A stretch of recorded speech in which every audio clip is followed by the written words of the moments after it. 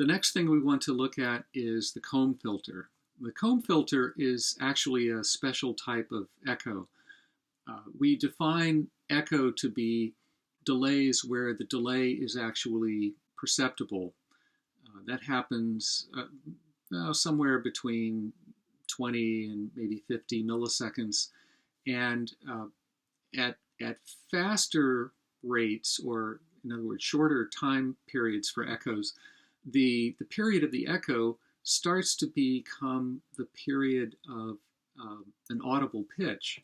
And so the multiple delays or multiple copies of a sound that are created by feedback delay at very short time intervals actually can take on a pitch. And that's really what a comb filter does. It's a very short feedback delay. Another way to look at this is that when you have a very short delay, let's say it's 1 millisecond. All right, then if I have a sound with a period of exactly 1 millisecond, then the echoes are going to occur in phase and they're going to reinforce that sound, so it will actually be boosted. Similar thing happens at 2 kilohertz, at 1/2 millisecond.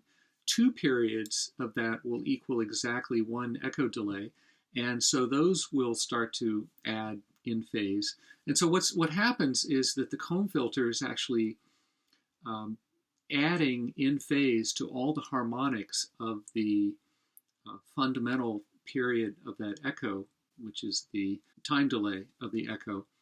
And so the spectrum that you get from reinforcing these harmonics looks kind of like this. They're not perfect impulses or perfect selection of frequencies. They have some width to them. The faster the attenuation, the greater the width, and the lower the amount of boost that you get, which sort of makes sense.